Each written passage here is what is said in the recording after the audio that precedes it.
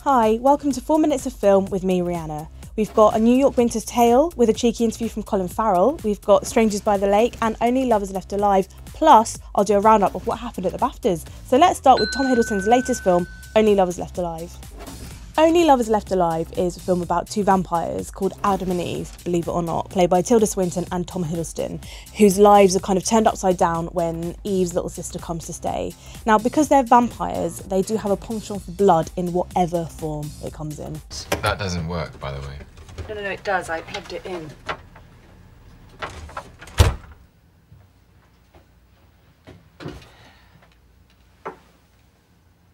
What is that? Oh, negative. Well, that's delicious. This is a really weird film because although the acting is fantastic, the performances are brilliant from Tom Hiddleston and Tilda Swinton, plus Mia Wasikowska, who plays Tilda Swinton's little sister, who is in Alice in Wonderland. Nothing else really happens in the film. It's just like a sort of all these tiny little events. They make quite a lot of literary references, which if you're a bit of a book geek like me, you might find amusing. But apart from that, there isn't really much for anybody, I don't think. So 2 stars for Only Lovers Left Alive. Next up is the French film Strangers by the Lake. This is what you'd call an erotic thriller. Frank is a gay man who cruises by a lake and sees Michelle murder his lover. And although he knows, obviously, that's the worst thing he could possibly do, he still can't help but be attracted to Michelle. T'es venu seul aujourd'hui? Comment ça? Sans ton copain?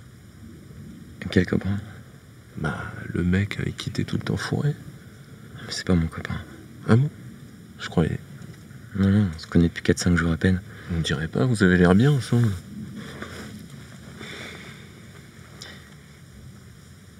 Et toi, qu'est-ce que t'as fait du tien? Non, c'est pas vraiment mon copain non plus. I know I said it was erotic, but I wasn't expecting it to be this explicit. The guys are naked for perhaps 90% of the time, and it did feel like an adult film for most of it. But what I really loved is that, you know, it's a thriller, but it's set in kind of the midsummer.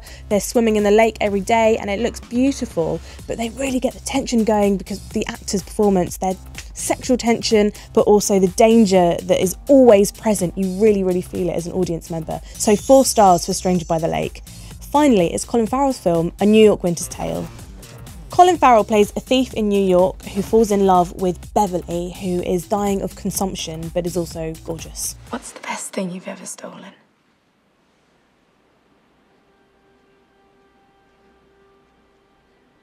I'm beginning to think I haven't stolen it yet. Aren't you the charmer? I'll be honest, I found this quite confusing, this film. Colin Farrell seemed to not age in 100 years. He was supposed to be saving someone's life, and then 100 years later he's still alive and had to save somebody else's life. I mean, what is going on? But what was really bizarre, and what I asked Colin Farrell and Jessica Brown Findlay about, were the really random cameos. You were told your co-stars, you told each other, you were told about Russell Crowe, you were told Will Smith, and then how gutted were you that you didn't actually share any scenes with? I was really gutted. I wanted to sing at him. What would you have sung at him? Sing That's at weird. him. The Fresh Prince theme tune. Sing at him. I would have, just to say, one day, I did that.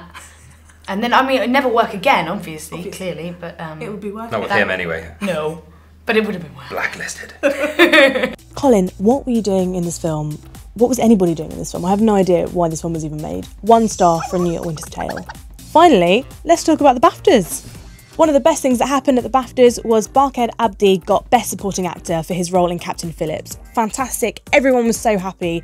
Everyone was gutted that Lupita Nyong'o didn't get an award for Best Supporting Actress for 12 Years a Slave. But 12 Years a Slave did win for Best Picture, which was just, I think, my favourite award of the night.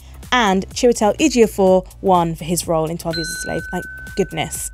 So that's it for another 4 minutes of film. Next week, I'll be reviewing Liam Neeson's Non-Stop, as well as a few others. And if you want to make sure that you catch that, or if you want to catch up on any other 4 minutes of film, why not subscribe here?